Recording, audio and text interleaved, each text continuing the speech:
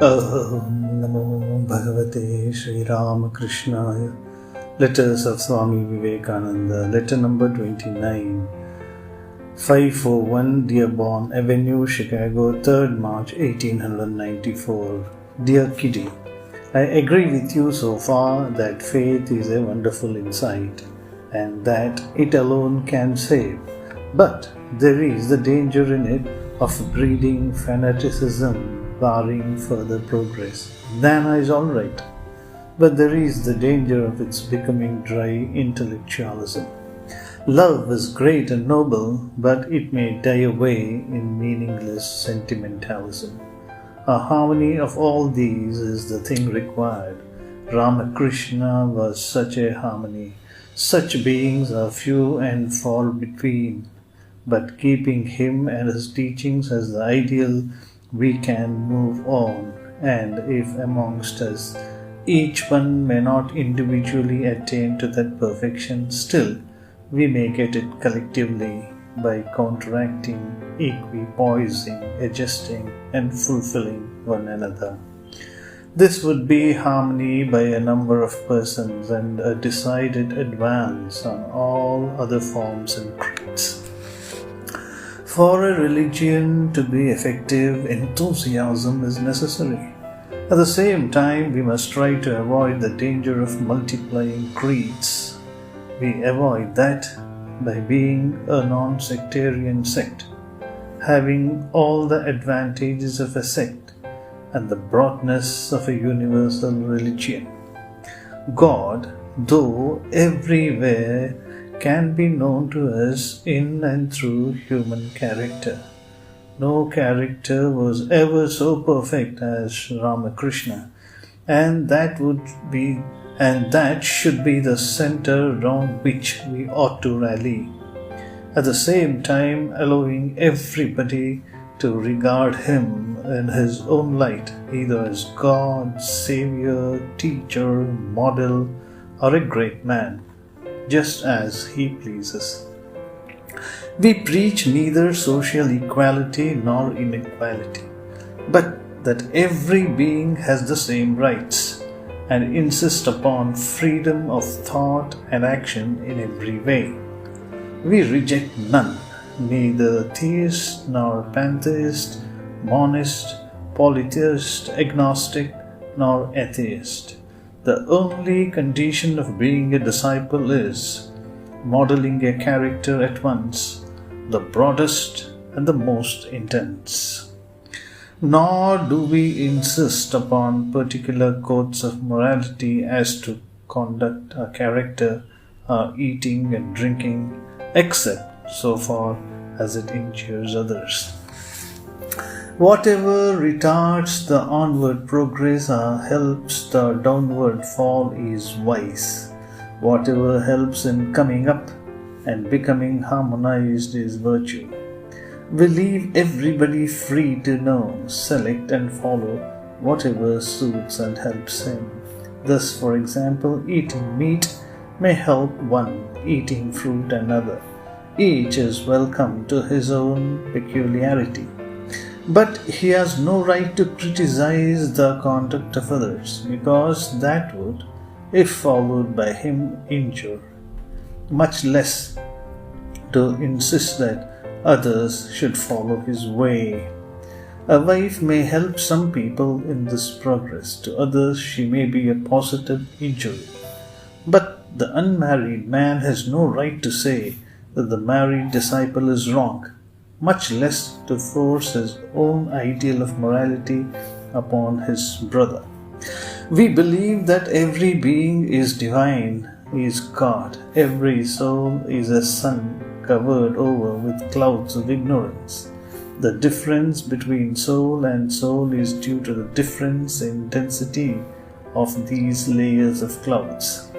We believe that this is the conscious or unconscious basis of all religions, and that this is the explanation of the whole history of human progress, either in the material, intellectual, or spiritual plane. The same spirit is manifesting through different planes. We believe that this is the very essence of the Vedas. We believe that it is the duty of every soul to treat, think of, and behave to other souls as such, that is, as gods, and not hate or despise, or vilify, or try to injure them by any manner or means. This is the duty not only of the sannyasin, but of all men and women. The soul has neither sex, nor caste, nor imperfection. We believe that nowhere throughout the Vedas, Darshanas, or Puranas, or Tantras it is ever said that the soul has any sex, creed, or caste.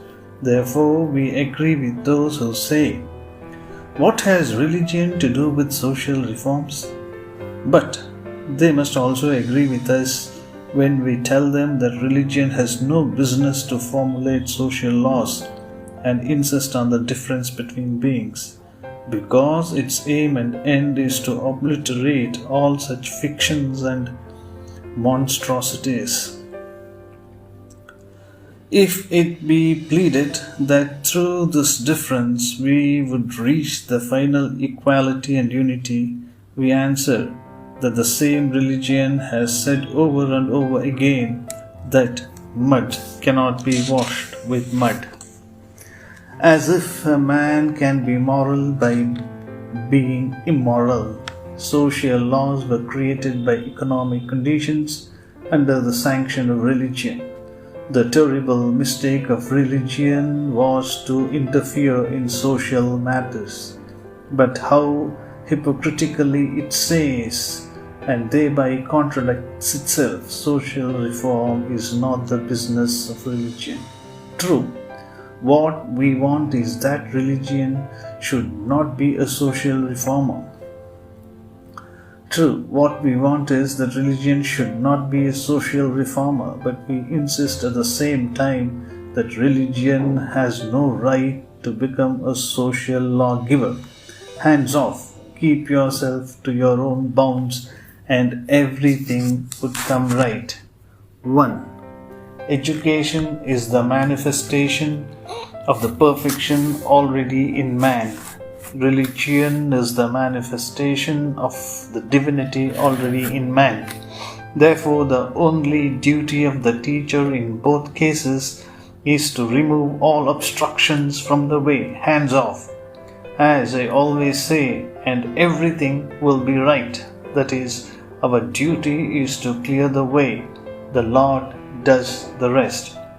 Especially, therefore, you must bear in mind that religion has to do only with the soul and has no business to interfere in social matters. You must also bear in mind that this applies completely to the mischief which has already been done.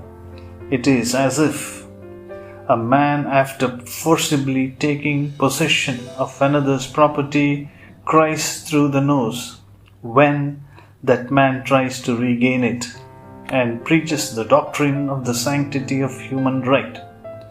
What business had the priest to interfere to the misery of millions of human beings in every social matter? You speak of the meat-eating Kshatriya, meat or no meat.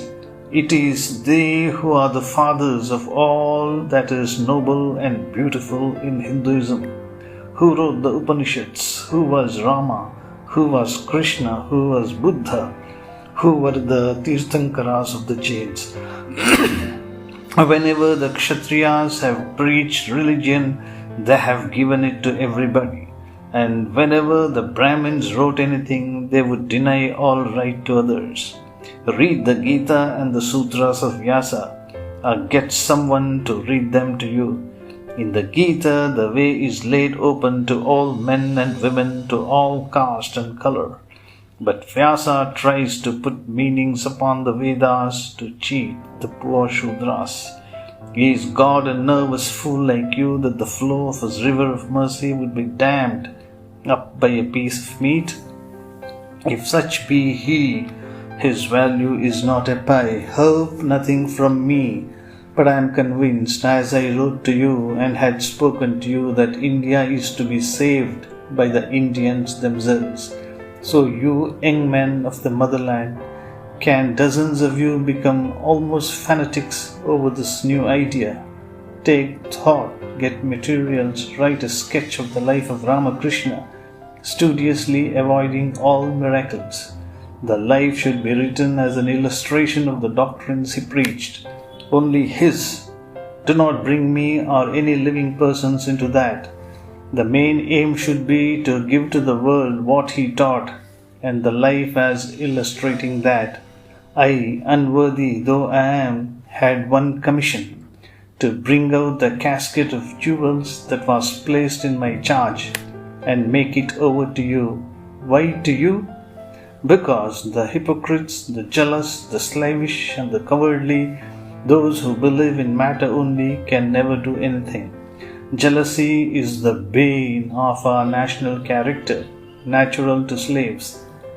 Even the Lord with all his power can do nothing on account of the jealousy.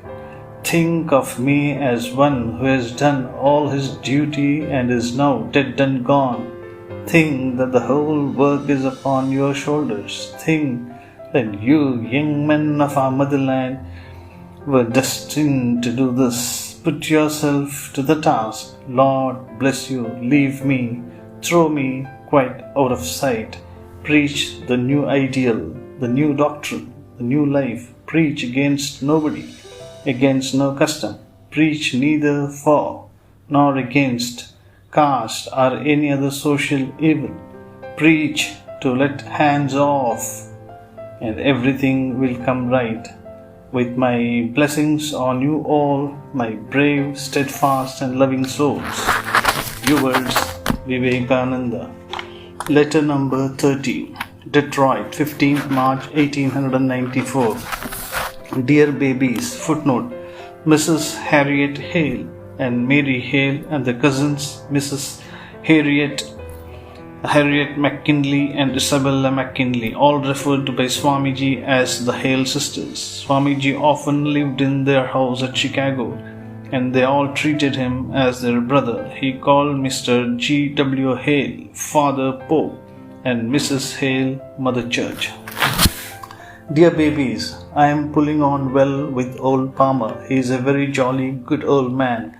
I got only $127 by my last lecture. I am going to speak again in Detroit on Monday. Your mother asked me to write to a lady in Lynn. I have never seen her. Is it etiquette to write without any introduction? Please post me a little better on this lady. Where is Lynn? The funniest thing said about me here was in one of the papers which said, the cyclonic Hindu has come and is a guest with Mr. Palmer. Mr. Palmer has become a Hindu and is going to India. Only he insists that two reforms should be carried out. Firstly, that the car of Jagannath should be drawn by percherons raised in Mr. Palmer's loghouse form, and secondly, that the Jersey cow be admitted into the pantheon of Hindu sacred cows. Mr. Palmer is passionately fond of both Percheron horse and Jersey cow and has a great stock of both in his loghouse form. The first lecture was not properly managed, the cost of the hall being $150. I have given up Holden. Here is another fellow cropped up. Let me see if he does better. Mr. Palmer makes me laugh the whole day. Tomorrow there is going to be another dinner party. So far all is well, but I do not know. I have become very sad in my heart since I am here. Do not know why. I am wearied of lecturing and all that nonsense. This mixing with hundreds of varieties of human animal has disturbed me. I will tell you what is to my taste. I cannot write and I cannot speak, but I can think deeply, and when I am heated can speak fire. It should be, however, to a very select few. Let them, if they will, carry and scatter my ideas broadcast, not I. This is only a just division of labor. The same man never succeeded both in thinking and in scattering his thoughts. A man should be free to think, especially spiritual thoughts. Just because this assertion of independence, this proving that man is not a machine, is the essence of all religious thought. It is impossible to think it in the routine mechanical way. It is this tendency to bring everything down to the level of a machine that has given the West its wonderful prosperity. And it is this which has driven away all religion from its doors. Even the little that is left, the West has reduced to a systematic drill. I am really not cyclonic at all, far from it. What I want is not here, nor can I longer bear this cyclonic atmosphere. This is the way to perfection, to strive to be perfect, and to strive to make perfect a few men and women. My idea of doing good is this, to evolve out a few giants and not to strew pearls before swine and so lose time, health and energy. Just now I got a letter from Flagg. He cannot help me in lecturing. He says, first go to Boston. Well, I do not care for lecturing anymore. It is too disgusting. This attempt to bring me to suit anybody's or any audience's fads. However, I shall come back to Chicago for a day or two at least before I go out of this country. Lord bless you all. Ever gratefully, your brother Vivekananda. Om Shanti Shanti Shanti. Hari Om Tat Sat. Shri Ramakrishna Arpanamastu.